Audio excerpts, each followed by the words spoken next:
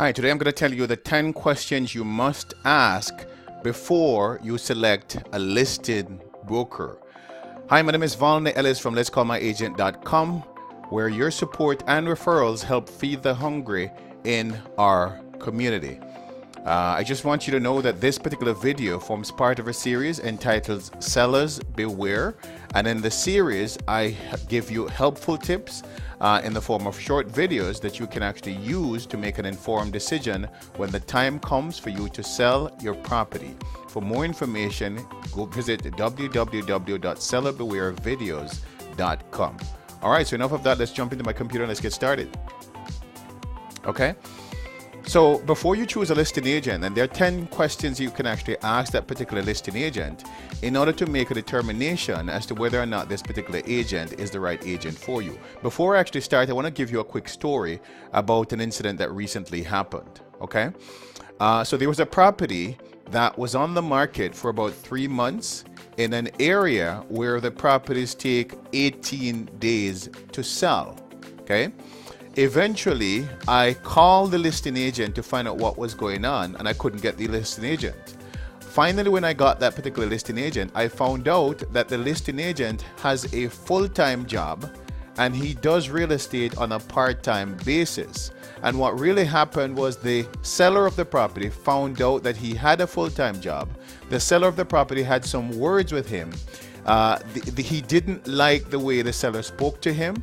They had an argument, and the listing agent simply abandoned the property on the MLS until the expiry of the contract that they actually signed. So basically what happened was the seller did not ask the correct questions. He ended up with the wrong listing agent, and therefore he had a really bad experience. So essentially, this presentation will help you avoid that particular situation. So question number 1, this is actually not a question, by the way. It's an activity, and it's the most important activity that you can actually take, right? So go to this particular website. This website has all the information on every single realtor in the province of Ontario. So once you know the realtor's first name and last name, you go to the website, you enter the first and last name, and this website will actually tell you in details whether or not this particular realtor has any kind of convictions that you should know about. Okay, so this information is public information. Inform yourself by making use of this particular tool. So number 2, basically you should ask the question, ask the agent the question, what is the list to sale ratio in your area? Your agent, your realtor must know the answer to this particular question, because the answer to this question will determine how much you should list your property for, and it will also determine what you will actually eventually end up with after the sale is complete. Right? So for example, if you want to end up with $800,000 in your hand and your list to sale ratio is, let's say, 97%, then it means that you have to multiply the sale price by 1.03. So you have to list your property 3% above that which you want in order to end up at the correct price. Okay, because the balance you end up with is going to determine whether you can pay off your bills, whether you can buy the next property, and so on and so forth. So number 3, the question you should ask is, what is your security policy? So basically, it is now mandatory in the province of in the Greater Toronto area for your listing agent to change the lockbox code on your property at least once per week. Okay, and the reason for this is because there are a number of real estate agents who will be going through your property on a daily basis. Every single one of these real estate agents will actually have the lockbox code to your property, and so it is crucial for your listing agent to come back to the property on a regular basis to update the lockbox so that no one person has the lockbox for an extended period of time. As far as the listing is concerned, your security must take precedence over everything else. Okay, here's the next question. How many buyers do you have in your database? So this is an important question, and the reason for this is because the number of buyers the real estate agent has will determine how quickly your property will sell. So in other words, the agent shouldn't show up to your property and tell you that, you know what, I want to list the property and then I'm going to advertise to see if I find any buyers. That's not how it works. The listing agent should come to your property already with a database of buyers that he or she can now email with your property information from day one. In fact, this information should be emailed to the potential list of buyers before your property goes live on the MLS, because usually if the listing agent has a database of properties and they email this information to that database of properties, it is possible for the listing agent to find a buyer for your property before it's listed on the MLS. So you don't want to list the property on the MLS and then try to find a buyer. The listing agent should already have buyers and then be able to email your property to that list of buyers in order to identify potential buyers from that list. And of course, don't just let the listing agent tell you that, oh, I have a lot of buyers. That's unacceptable. Make sure that you ask for access to their CRM so that you can verify this information for yourself.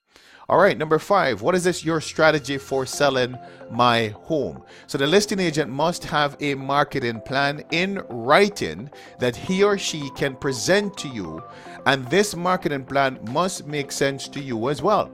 Okay, because it is the marketing plan that they have in writing, that's the one that you have to believe. You can't believe something that somebody just tells you. They don't present anything in writing and say, you know, this is what I plan to do. No, the marketing plan must be in writing. And just a tip for you, there's a lot of listing agents in the Greater Toronto area today who really do not have a marketing plan in writing. So you have to make sure that you get this information. Number 6, you want to find out what is the total commission that you will be paying. So you don't want the listing agent to tell you what his or her commission is, because his or her commission is just a quarter or 25% of the total amount of the commission that you're going to be paying. Right? So you want to find out, yes, you want to find out what his or her commission is, but you also want to find out what the total commission is going to be. Because bear in mind, you have to pay a commission to the listing agent, you have to pay a commission to the listing brokerage that agent works for, you have to pay a commission to the buyer's agent, and you also have to pay a commission to the buyer's agent brokerage. So there are 4 commissions that you're going to be paying the listing agent in one, and you want to find out what the total commission is so that you can do your budget. Okay? Number 7. What do you offer? Do you offer any performance guarantee? So this is really quite important. A number of listing agents are listing properties in the Greater Toronto area today, and they offer no performance guarantee. So in other words, if they waste your time, if they waste your energy, if they make a mockery of your efforts and list your property and not sell the property, then there is no penalty. That is unacceptable. There must be a penalty for non-performance, because you want to make sure that the listing agent is motivated to sell in your property. So there must be a performance guarantee. And there's a number of agents who offer a performance guarantee. Okay? So here's the other question that you must ask. You have to ask for a seller's net sheet calculation. So this calculation will tell you how much cash you have available in the bank after the property sells. And basically the calculation takes into consideration a number of expenses that you currently may not be aware of. So your listing agent should do a net sheet calculation for you, and they should be able to tell you what you're going to have left in the bank at the end of the day, so that you can know whether or not this is enough to pay off your obligations, whether or not there's enough left over for you to buy the next property and for you to qualify for the next property as well.